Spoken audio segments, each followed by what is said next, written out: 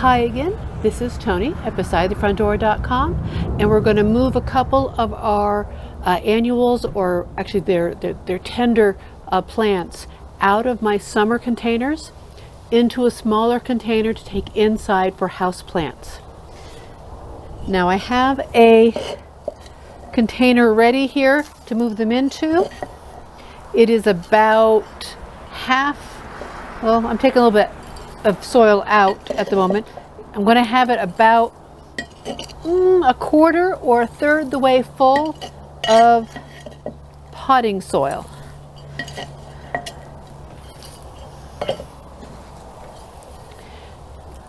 About a third the way full. I'm going to get right down in here and just dig out the plant that I want to take out of here. There is a begonia here. Let's get in closer so you can see.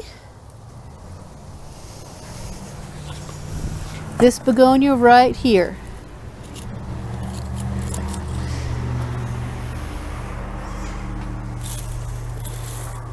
I just put my trowel in and it pops right out, getting most of those roots along with it.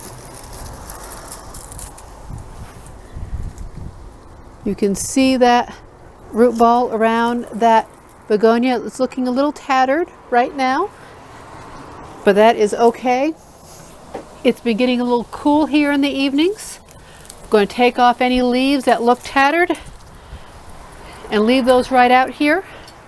Now I've already been spraying these over the past couple of days with some insecticidal soap, being sure to get on the underneath of these leaves so I don't bring any pests inside with them. I can even go ahead and take off even these slightly tattered leaves. Anything that's broken, that's okay.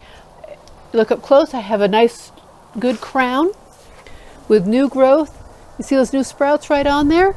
So even these little tattered leaves you can take right off. Don't even worry about them. I have good strong roots. Get that all cleaned off nice. Now tuck it right there in my pot. You can see I'm leaving a little bit of the lip on top. Tucked right to the side. I have another one of those begonias in my other pot that I want to get. And I have a beautiful coleus here I want to get. Let's bring that camera around so you can see it. This is that beautiful coleus here that I want to get, this one right here. So again, I'm just going to go in with my trowel. I can see the base. Let me get the camera off from here and bring it right around so you can see right in there. Right at the tip of my trowel, there is the base of that coleus. And I'm going to get right in there and just dig that out. Again, I have some of the root ball with that. Again, that's a beautiful little coleus in there with lots of good foliage. And I'm going to take any of the tattered leaves off from here. Again, I've sprayed all of these with some insecticidal soap.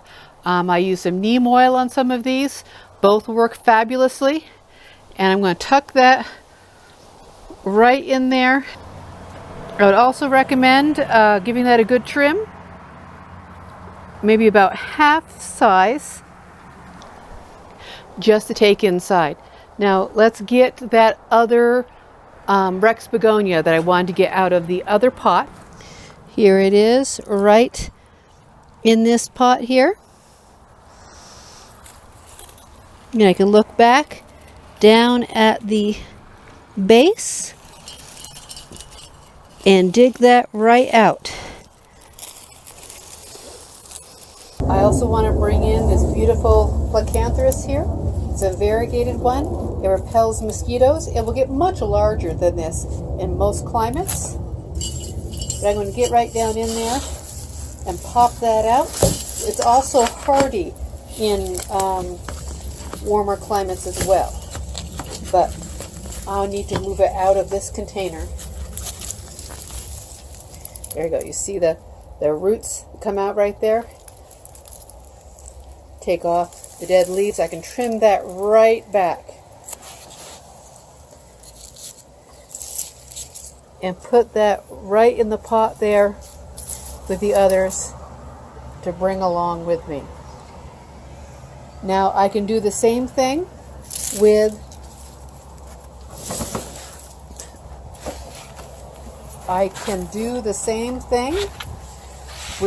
this gorgeous hanging begonia here, or I can wait for the frost to kill it back a little bit, trim it way back, and just store the dried corms over the winter, which is what I think I'll do with these. This is a hardy fuchsia. Hardy means hardier than most, not hardy in Idaho. So again, I'll wait for some frost to kill that back a little bit. I'll cut that way back to the crown and then just protect the crown from freezing over the winter.